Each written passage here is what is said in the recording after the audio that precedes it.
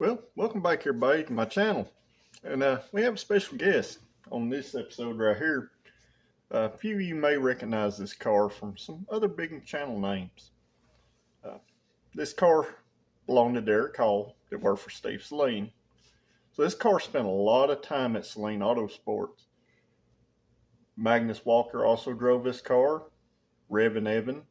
It was featured on his channel. This is 880423.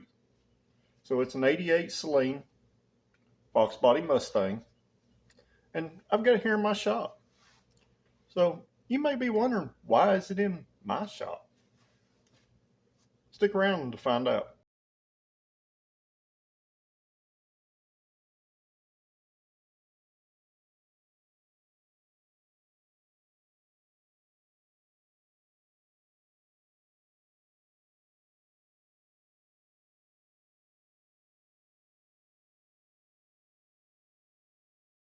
Alright guys, I am back.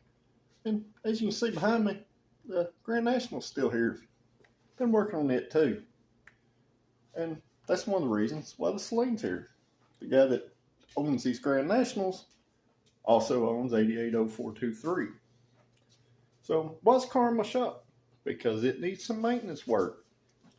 You know, when you drive one of these cars, and one of these cars has sat around as much as this car has over the years, they need a little maintenance. So basically, I'm going to do a major tune-up on it and some other things, and I'll bring you all along for the ride on that. But real quick, let's do a quick walk around. So guys, as you can tell, it's a very nice car. It has been drove quite a bit, but for an all-original car that has had one upper body repaint that I can tell, it is a very, very nice car. And keep in mind, in my video, this car is dirty because he drove it here, it started sprinkling rain. But it is here. And if you watch Magnus's video on Haggerty, you can actually see these two chips right here in the video. But super mega cool car. You know, it's in real good shape overall, especially for an unrestored car.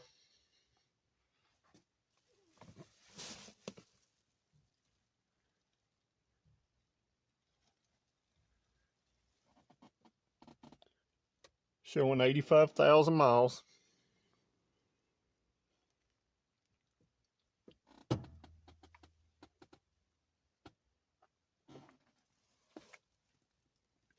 Can't beat the factory style Recaro seats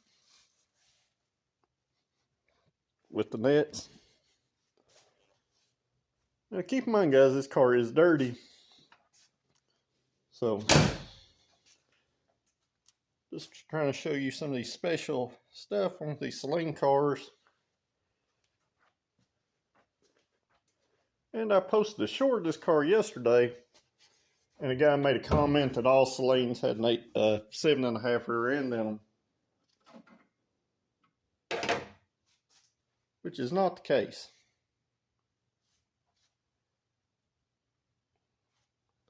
You still see the factory Ford VIN tag on the bumper up there.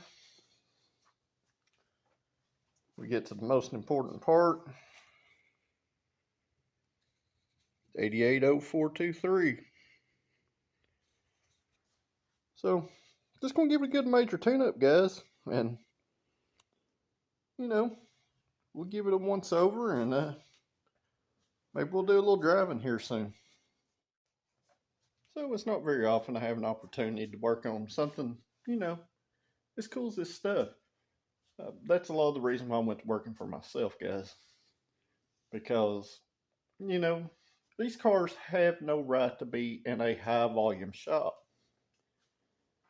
You want somebody who's going to take care of them and take the time to fix them. So that's why this car's here. So once all my parts get here, 880423, we're going to have a video.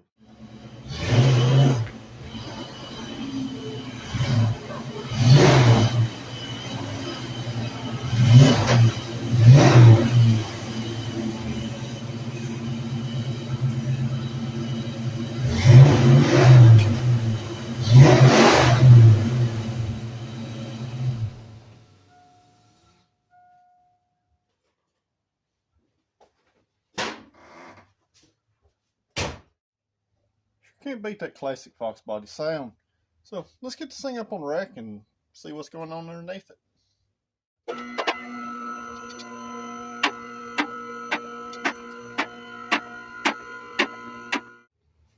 Well, surprising, guys. It's in a lot better shape than I figured it would be underneath for a, almost 90,000 mile Fox body Mustang.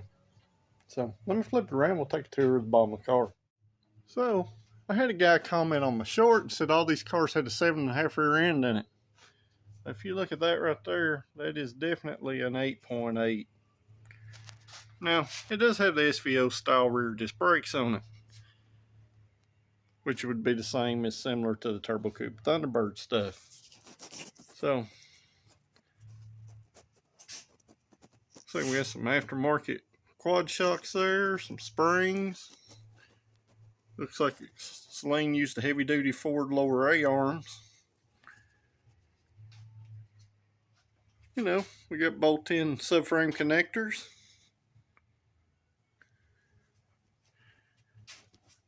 Minus the seat brake bolts.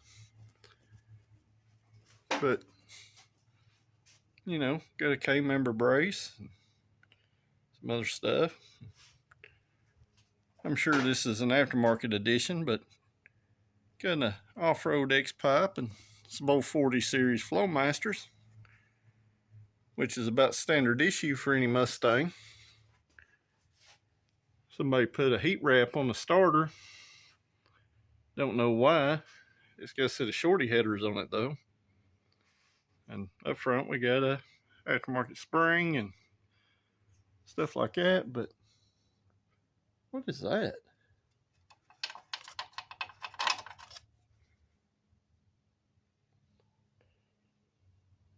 Oh. Looks like somebody dropped a spark plug at one time. It was sitting there on top of the K-member. Wonder how long that's been there. Wonder if it's one of them fancy California spark plugs.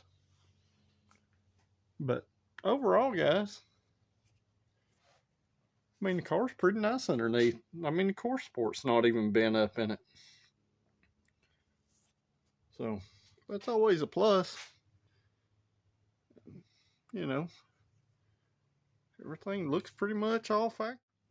When I say all factory, with added Saleen parts. So somebody's probably looking for that at one time. Well, I found it, so.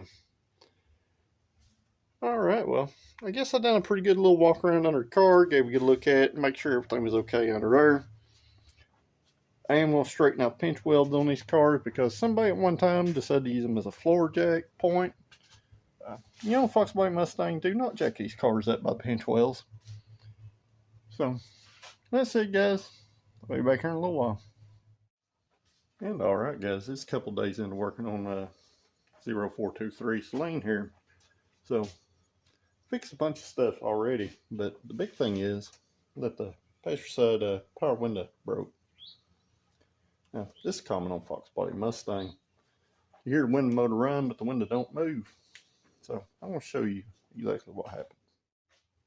So, the fix is, you're going to pull your window motor off, and you're going to take this little plastic cover off right here with this Phillips head screw. And most of the time, you're going to see this little rubber stuff in here. Now, what you got in here, when you remove this stuff, is this gear. And this gear in here has 3 little nylon plastic bumpies in here, so to say. So, what the inside gear is going to look like. And these are little things that just self-destruct, and this is what makes your window not work.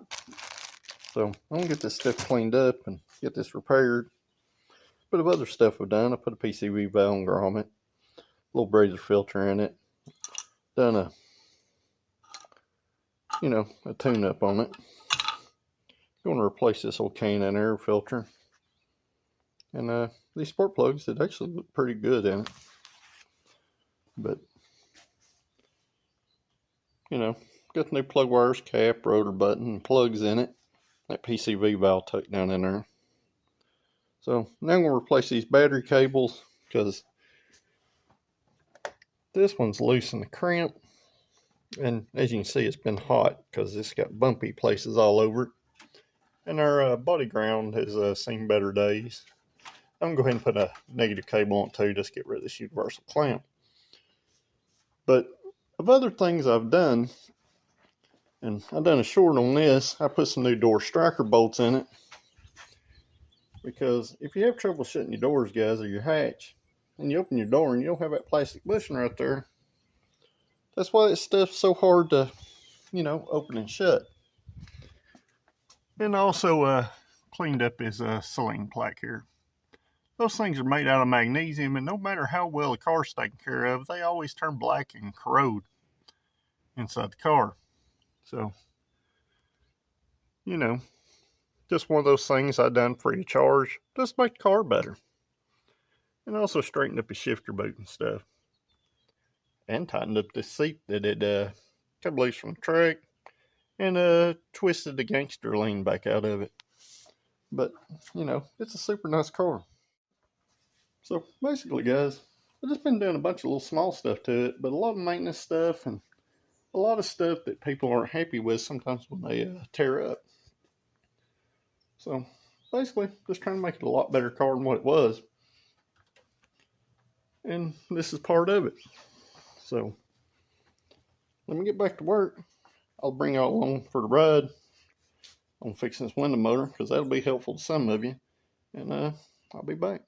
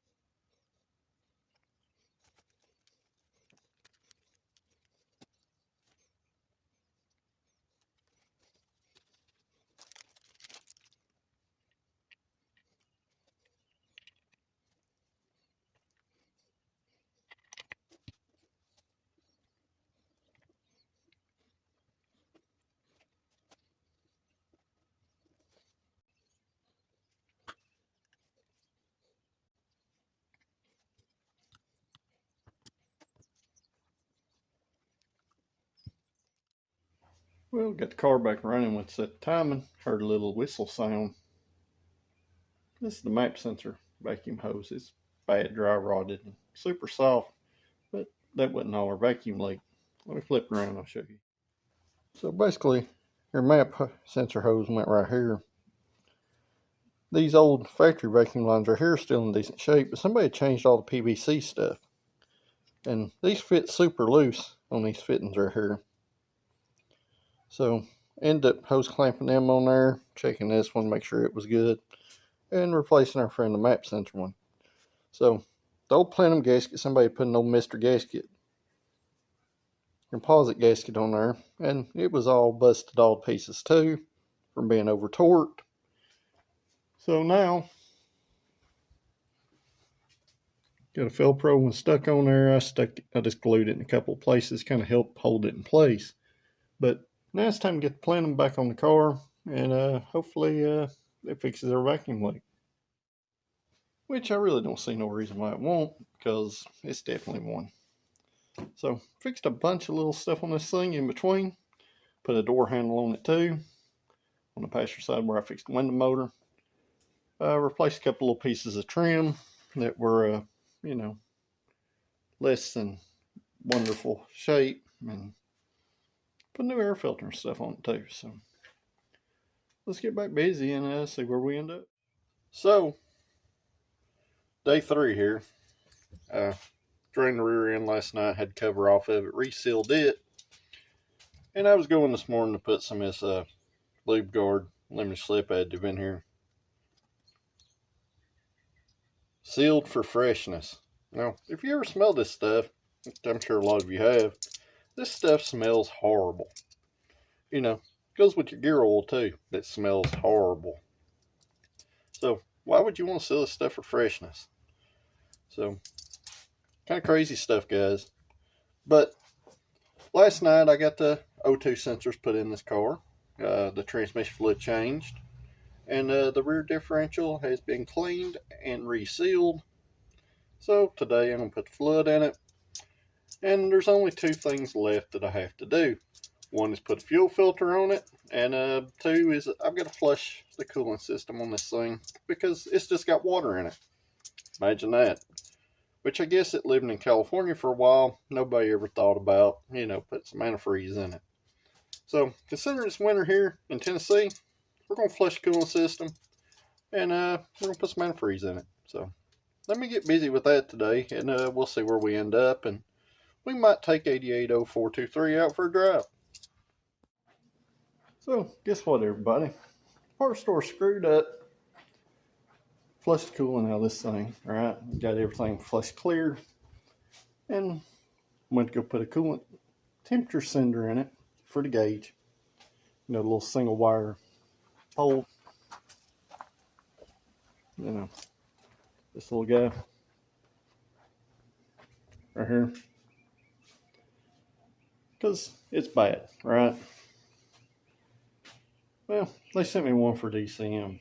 So I'm currently waiting on the premium one for the gauge, so at least get his coolant gauge back working. But in the meantime, I did give the car a good little cleanup and just kind of waiting on the parts store at this point.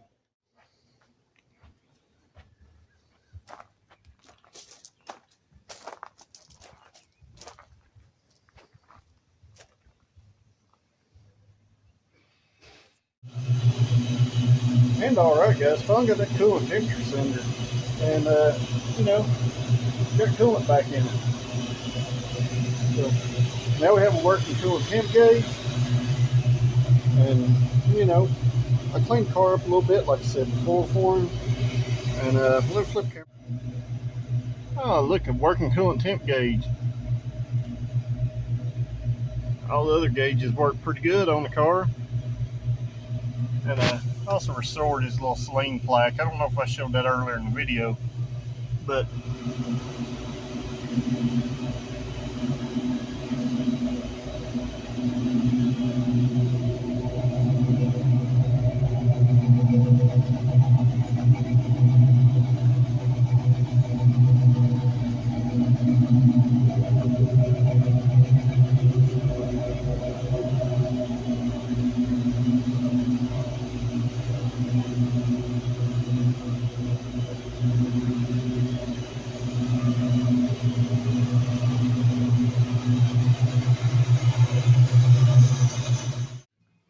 so guys, it looks like 88-0423 is ready to go home. So been a good couple days on it. A lot of stuff I fixed that you can't even really tell I fixed because they're small minor things like the hatch gap and door gaps and all that stuff. But hope y'all enjoyed this video. I hated that I had to kind of condense it in some ways, but on a job like this, a lot of this stuff I've done is not real interesting or fun to watch. So, until next time, guys, make sure you hit that like button, share this with your friends, and most importantly, subscribe, and we'll see you at the next one.